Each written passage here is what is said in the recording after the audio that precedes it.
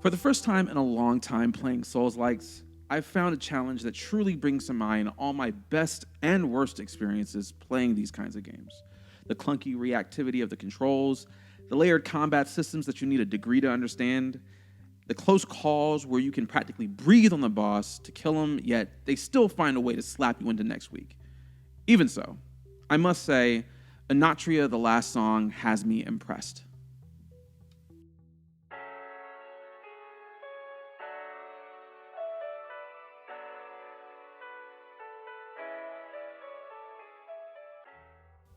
Yo, what's going on, everybody? Los Angel of Havoc here, aka Lay Tato, the one and only high priest of the congregation. Welcome back to Lay Tato Clips, where we've got a little bit of everything. Now, when we last spoke of Enotria, we covered the demo experience as well as the weapon moveset trailer. I was pretty stoked to get my hands on the full game after spending a solid amount of time playing the demo, and while I found it to be fun, I wondered if it would find its own identity within the Souls-like genre, which is arguably a daunting task. Games within the Souls-like genre generally run the gambit of very well done to cookie cutter, and naturally every player is going to feel differently about each game. Hell, Souls players can't even entirely agree on whether or not Dark Souls 2 is the greatest or worst game of the trilogy. But in my opinion, with about 21 and a half hours in thus far, Enotria has most assuredly chiseled itself a niche.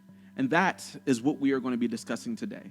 For those of you still playing through the game, there may be some spoilery gameplay and discussion as we go through this video, so it's at this point I will give you some time to make an exit if you want to remain spoiler-free. For those of you still here, let's get started. First, I want to talk about the story and the setting. Enotria takes place within the world of Italian folklore and mythology. The world, known as the Canovacchio, was shaped by a group of rebellious gods seeking to define reality on their own terms. The gods, or authors, trapped all within the Canovacchio behind a mask, locking them eternally within a role. You play as the Maskless One, the only being capable of choosing your own fate and freeing the world from this inertia. In contrast to some of the dark medieval settings of other Souls games, Enotria is a gorgeous and vibrant journey within the Mediterranean. The colors are bright and truly speak to what the developers affectionately referred to as Summer Souls. The first and primary locale of Enotria is Quinta, a village on the shore that serves as a set-off point for all of your travels. It is a location that expands as you go, and far as I can tell, after each major story boss, the Maskless One must return to Quinta and find the path that will lead you to the next locale, and more than likely, the travel point will be guarded by a boss. Within Quinta is the monastery of Maya, goddess of life and death. Progressing through the monastery and defeating the boss of the area actually allows you to meet Maya herself once you've acquired a particular item a bit later on. This brings me to the next location I want to discuss, the Theater of Masks, which is unlocked by defeating Zani, the first mask, who is the final boss of Quinta. Once Zani is defeated, Pulcinella, the Maskless One's creator, invites you to join him within the theater under Zani's boss arena. The Theater of Masks serves as Enotria's central hub area, not unlike Firelink Shrine in Dark Souls or Round Table Hold in Elden Ring. As you go through the game, you will encounter various gods of the Canovacchio who will all gather in spaces specific to each of them within the theater. At least two of them act as vendors, so to speak, the Merchant and Veltha, whom we will be discussing in just a bit. There is also an area for Maya, and the Merchant mentions another god as well. As I'm still working my way through the game, I have not met the other god the Merchant mentions, and I have not unlocked any benefits from Maya, though it may be quest-related. Now, after defeating Zani and entering the theater, Pulcinella instructs the Maskless One to travel to Falaisia Magna. Falaisia is a massive location that brings to mind ancient Rome. There are ruins, massive halls with grand statues, and even a Colosseum. It took me days to make my way through this incredible area. There was just so much to explore, and I even got a little lost for a bit. Falaisia also has 3 major damage checks as far as bosses. Gian Gurgolo, a large beast that attacks with speed and poison, along with a second phase involving a charge attack. There's Veltha, the god of strife, whom some players consider one of, if not the hardest boss of the game, whom also happens to be completely optional. And then there's the final boss of the area, Captain Spaventa the Great, whose fight honestly had me so frustrated to the point where friends in the party chat with me had to ask me if I was okay several times. Anyway, With Spaventa defeated, the Maskless One ventures back to Quinta per Puccinella's guidance and travels to the East Docks, whereupon you must defeat Baldovino in order to travel to the next location, the Tumnio. This is as far as I have gotten in my playthrough. Thus far, the story has me intrigued. As a musician myself, the idea of a world brought to life by music and the arts fascinates me, and it makes me very invested in the lore. I'm not quite sure I trust Pulcinella. The game's opening cutscene lists him as one of the authors, which makes complete sense considering he created the Maskless One and guides them throughout the journey. I would not be surprised if he ends up also being a boss at some point. As for the gameplay, I have a great many thoughts, which is what inspired me to do this review while still in progress. I'll begin with what I dislike and have had to work against throughout my journey. The controls sometimes stick or feel a bit clunky. This throws off the rhythm of a fight for me as it causes me to second guess the timing of my parries and attacks. The game wants you to parry as well, which makes being thrown off all the more frustrating, especially when a fight requires parrying to be effective. I'm also not overly in love with how much health some of these bosses have, though as I've learned more about progression and the way status and elemental power works, I see the necessity. That also brings me to the fact that I think it's a serious issue that things like status power, elemental power, mass lines, as well as status effects and elements are not very well explained in-game. You do get pop-ups initially at different points where the statuses and elements come into play, but once they're gone, that's it. That was very disappointing considering the game has a compendium section which contains lore and also has a tab for gameplay mechanic explanations, but those things I mentioned are all missing. Overall, I just feel like it's a miss to not have a better outlined tutorial or referral section when you already have the space to do so. Now, all that said, despite these things, I've been thoroughly enjoying my experience. What I love the most about these kinds of games is learning how everything works in unison to create fluid and dynamic action. It takes a bit because Enotria has multiple systems going, and as I mentioned earlier, not all of them are explained well. However, once you've grasped everything, you can become a beast. Of course, at the front of it all, you have the mask system that allows you to take on different roles that provide certain gameplay benefits depending on the mask. Different aspects can be equipped to further build upon this while also providing advantages to your stat build. And in addition, you can also equip up to 6 perks which are unlocked via the path of innovation.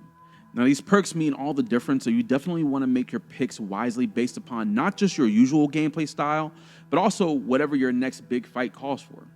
Then, of course, you have your mask lines, Enotria's answer to spells. While they already can do amazing physical damage, mask lines can also do incredible unraveling damage, which helps stagger enemies, allowing you to deal powerful finishing blows and riposte. There's close-up and ranged mask lines as well, allowing you to diversify your approach. When it comes to the weapon system, it's fairly straightforward.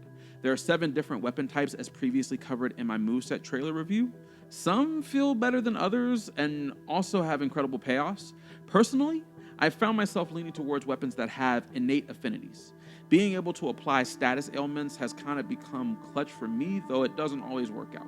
Still, upgrade materials are pretty plentiful throughout the world, and some of the more basic upgrade materials can be purchased from the merchant in the Theater of Mass, so one can be just a bit frivolous when it comes to trying out different weapons and combinations. Speaking of upgrades, I kind of slept on that system until I was stuck at John Gurgalo for way longer than I'd like to admit. Don't be like me. As I said, upgrade materials are not hard to come by, and it's not just your weapons that can benefit from upgrades. Masks can be upgraded as well as your mask lines, and upgrading mask lines also increases their charge speed in addition to their damage output. Trust me, it's worth making the investment. Now, we also have to talk about the use of items and how they can be essential to your survivability. Yes, you have Harmonia Amber, the game's healing item. Yes, it's upgraded. And of course, you're definitely rocking Zani's mask for those extra charges. Still, you definitely want to keep a good stock of Harmonia Sap in your inventory. Why? Because Harmonia Sap allows you to save your Harmonia Amber uses by giving you the ability to regain health by damaging enemies for a short time. I also recommend Warrior's Brews to temporarily increase your physical defense and Verses of Vigor to temporarily boost your stamina regeneration.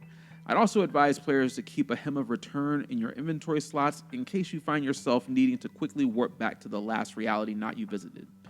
Finally, let's discuss the fact that you can easily create 3 different builds: masks, items, perks, weapons, and all.